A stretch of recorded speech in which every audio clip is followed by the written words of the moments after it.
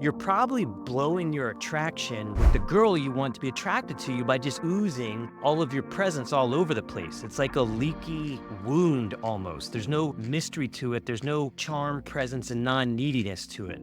You have a slight disadvantage even because women are used to a world where they get this endless attention where there's this constant variety of men that are trying to pour their signals on them. So little hearts on social media or little stupid texts on text message. So they're a little more tuned into it and they're a little more equipped to it. But men, when you get into what we're calling modern dating, you apply what you think is being a good man as over communicating.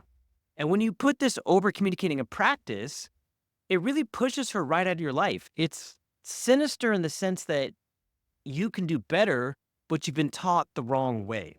So welcome back to another episode of 4x4 Recall, the show for entrepreneurs and business professionals where I help you create more dates, fun, and meaning in your life. I'm your host, Chad Tabry. Let's get into it. We're going to cover some key points about communication and attraction in general. And toward the end of this, I'm going to pour some tactics on, just on a real tactical sense, ways that you can kind of safeguard yourself against over communicating and safeguard yourself against chasing her away. The first thing that you need to understand is women's attraction grows slowly. And this is unlike men. Rom-coms have misled you into believing that women are sort of the ones that fall head over heels or aloof or get all clingy. But really, if you truly think back on your dating experience, or even think about a friend who just met a hot girl that he likes, what you find is that men start thinking about the wedding on date 2 or 3. Men start thinking about babies. Men start professing love. Ask any hot girl that you're friends with. Men, once they like catch it, they start pouring out all these future pacing moments that they're going to do with this woman. And you have to understand that that doesn't feel safe. That doesn't reassure her. That makes her think of you as an emotionally unstable guy, as a guy that could flip on a dime, as a guy that can't slow down and savor things, and then also as a guy that just doesn't have any options. So when you think that you're somehow trying to persuade her of your allegiance or persuade her of what a good guy you're going to be, and you start pouring in all this affection, you have to know that she's not there yet. It takes women 6 to 8 weeks to fall in love. And it's a fascinating thing because women will increasingly do more quote unquote sort of committed things or show more interest as they're falling in love with you. Like by around week 3 or 4, they're reaching out to you multiple times. They're waiting for you to take the hint and just ask them out on another date. By 5 or 6, they'll start feeling that anxiety, questions about like, where's this going? Start coming up in their language. They start asking their friends what they think about this or that. But if you don't give them those first few weeks to do it, if you don't just present yourself as cool, calm, and collected, non-needy, as a man that's giving unconditional love, you're never going to get there. You're just going to scare her right off. So point number 2, in the same vein, you have to communicate with non-expectation, with non-neediness. This isn't about saying the right thing to coerce her into a certain mental state. If you're a man that's coming from authenticity, from strength, courage, and authenticity, you're going to say the things that are on your mind because they're on your mind. That doesn't mean that you expect anyone in the room to do anything about it. You're just being true to yourself in that moment. You're just talking like a man that knows what he's interested and knows what he's all about. So if you're coming from a position of non-neediness and you say, hey, your outfit looks great tonight, I'm excited to hang out later, that's different than this sort of puppy dog wagging his tail, trying to compliment like nails, like noticing little details that you read in Cosmopolitan or something. So if it's authentic, use it. But don't think that by somehow complimenting a beautiful woman that you're gaining favor in her eyes and that her pants are just going to magically fall off. In fact, that sort of manipulation, it flows through in your energy. And again, because the women are the choosers in these relationships and because women are inundated with all this masculine attention, they see right through it.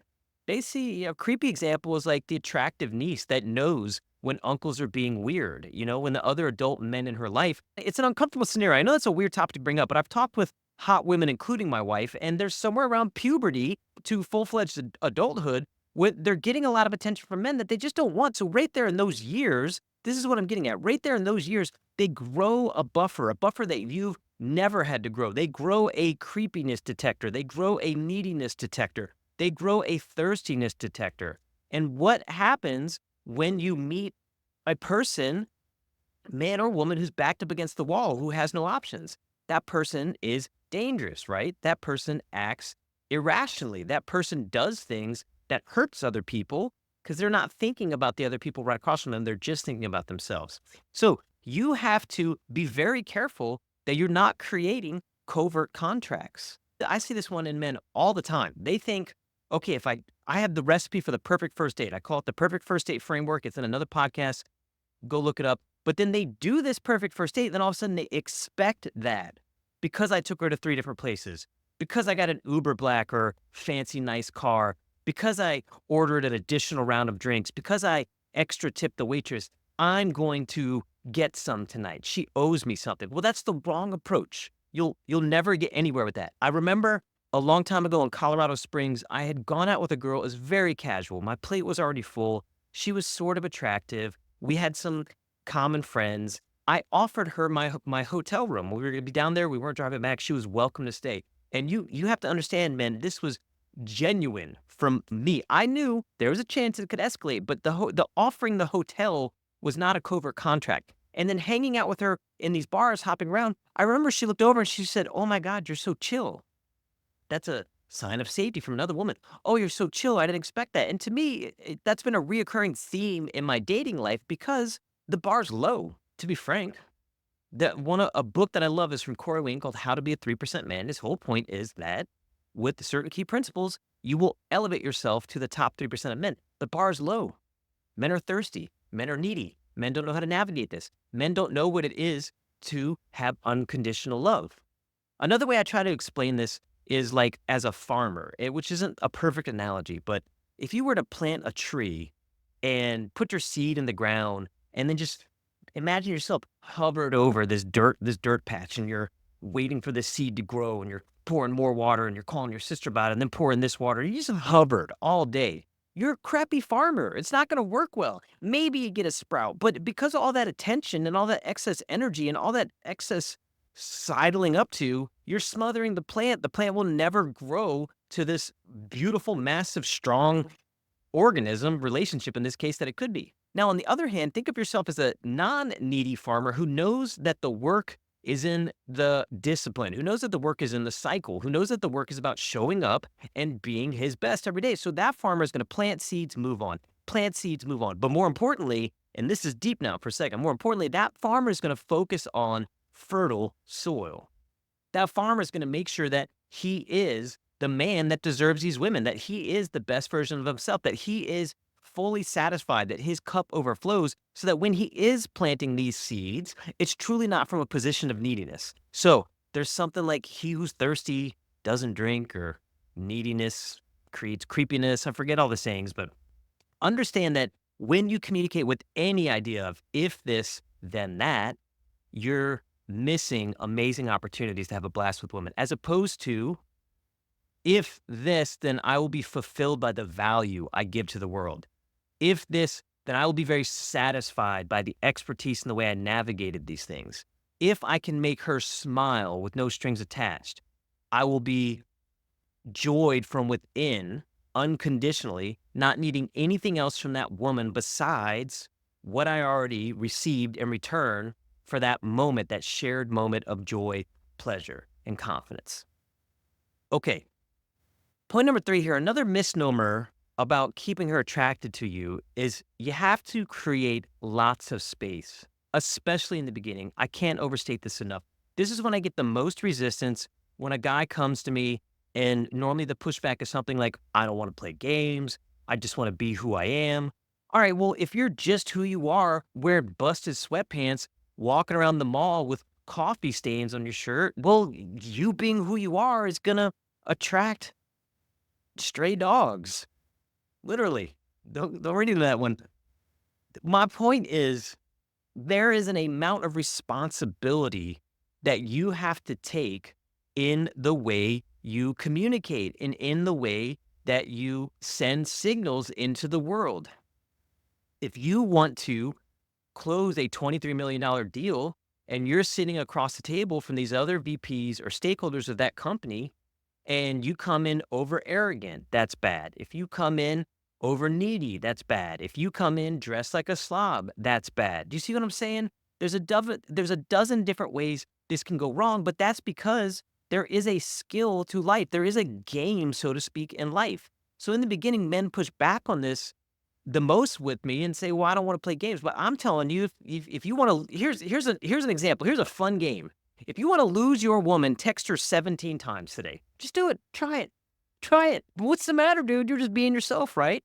Oh, I'm not playing games. Okay. Yeah, you did play a game just now. You played a really stupid one. Stupid games, stupid prizes. So trust me on this one. In the very beginning, you need to back way off. In fact, essentially, when you look at a cycle, I've got other podcasts on this, other episodes on this, but when you look at a cycle, you're asking her out, you're setting a definite time and place, and then you're going calm silent essentially until you get to that date. You want a certain amount of mystery and intrigue to build up so that also just for the very bare minimum that you guys have something to talk about on the date. Does that make sense? That's a big one. If you've been texting her 17 times throughout the day of your date, what are you going to talk about on the date? Are you going to talk about sports? Boring. So dial it way back. At the very end of that date, you say, "Hey, I had fun." I've heard a lot of coaches talking about setting the next date on the spot. I staunchly disagree. Maybe Gen Zs have found a groove in that, but if you are a man with options, are you constantly trying to lock down the next day in your calendar? No, because one, you have to check your calendar. There's guys that I trust extremely, and I know that I'm meeting up with one of them in particular every single month. And I know I'm going to do it around the 15th each month, but I still have to check my calendar to see what's going on that day. So I'm a busy guy. I have options in life. So I don't sit there and just shut down the day and be like, "Hey, let's do this again next Thursday at 7." No, just end that day with, "I had fun." Then a few days later, you can reach back out. You can spark that report back up and you can ask her out again. Get in that cadence and let her fall in love with you. Let her come to you. Find her energy and back down just a little bit, just enough. You just want to be in her zone so that you're playing her game, so that you're dancing in the right rhythm. And again, I don't want to play games. All right, so let's say you're salsa dancing, maybe like square dancing instead. Well, what if the song is at a certain tempo and she's grooving with it, man? She's got tight jeans on, slender waist, she looks good, she's dancing. But then you go in there because you don't like to play games and you're like, bam, bam, bam, bam, rushing all the way through it and stepping on her toes and pushing around. Well, you sucked at the game. I don't play games more than any pushback ever because you're playing a game. Either the game's playing you or you're playing the game. And if you say I don't play games, all that means is you suck at the game. Like a football player who just sits on the sideline in a lawn chair. I don't play games. Yeah, clearly not. The game's going on around you. You're not playing the game. You're also getting no action. Okay, so find her pace and cadence and then just back it down a little bit. If she took 12 hours to reply to your text, don't be on there 12 seconds later. Some of this should just be obvious. If you have emotional intelligence, it's a great word, and if you have situational awareness, some of this should just be obvious. And again, all bets are off. If you're a billionaire and you have options, you just happen to be right there, then reply. That's fine. But if you don't have these options yet, you need to set the cadence so you find yourself, so you build a world where you do have these options, and then some of these will make more sense to you. So I've literally set timers. In fact, let's take this out of a dating context. I was going through a big job negotiation a year ago. It's a big breakthrough on everything, bonuses, salary. And the recruiter kept reaching out to me. Well, I knew. I was like, I'm not going to shoot my whole load on this guy 5 minutes later. He took a half a day to get out to me. I set a timer for 3 hours. That doesn't mean that I stared at my phone the whole time. I was busy. I was going to be busy. But in that moment, I just wanted to set a quick cadence. So even with girls that I had met, and I knew I was going to ask them out again, if they said something like "good morning" or "how are you doing," I've set timers because one, I'm in a business professional setting and I shouldn't be available in that moment. I would argue this is a big one. If you're jumping on a text every 5 minutes, you're not focused on your wealth creation, on your business, on your entrepreneurship, on your job. That you're just chasing dopamine hits and distractions. And then you wonder why it all fell apart. Think real big on this. Then you wonder why it all fell apart, both the relationship and the business. Big one there, huh? So set timers. That's a little tactical thing on that. My biggest point in this is don't be what I call the weak floppy man around her. You have a presence. You sit back, you open your heart, you correct your posture, you meet the world where you are in the world, and you don't adjust everything you had planned all your priorities for that day just because you got a text message from her. Does that make sense? Or just because she said something off-putting, or just because she said something super tempting.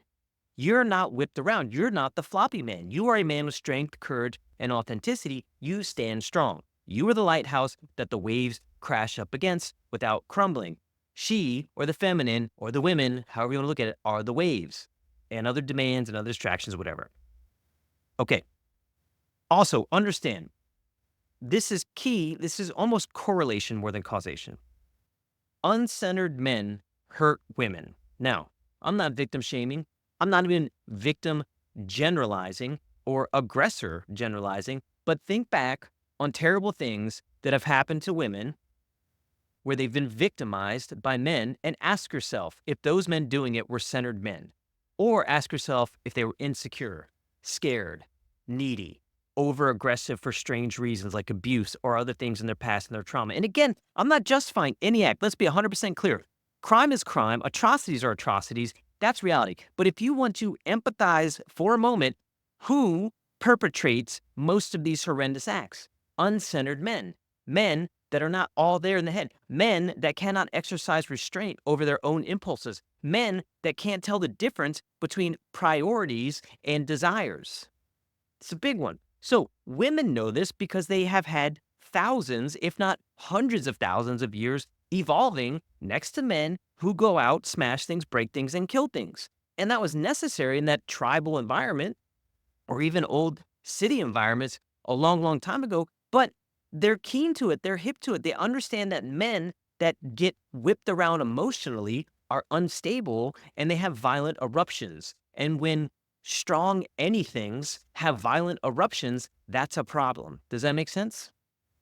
All right, let's go into some tactical tips here. While I emphasize principles, there are some general rules of thumb that help on the tactical side that will help you navigate this. So, one of those, you want to let her reach out to you more and more. And if you feel the tension, if you can navigate the tension, as you get better at this, you'll understand where she's at on the traction level. You'll kind of know that edge that you can play as far as reaching out and communicating. So you can reach out more and more also, but if you overshoot this, if all of a sudden she goes calm silent, you have to understand that no amount of talking will reinvigorate that mystery. And what are we saying before recall? When the mystery's over, the story ends, your woman closes the book. So when you find that you have overshot yourself, you have to step way back. You have to, some people call this pull away, some people call this going calm silent, but you need to understand that you have overexposed yourself, overshot yourself, so step way back. And this can last a day, day and a half, 2 days, 3 days. Women are patient. Women understand what they're doing when they don't respond to things. So wait up to the week. If you're in a pullback mode, up to a week. And then in that week, come out again with non-neediness, non-coercion, non-manipulation. Say something kind and real. Hey, how you doing? Let's get out this weekend. When are you free? And leave it there. And if she blows you off that second time, it's kind of done. And why? I don't know. There's a dozen different reasons. If you go look at my Instagram shorts, I cover that a lot.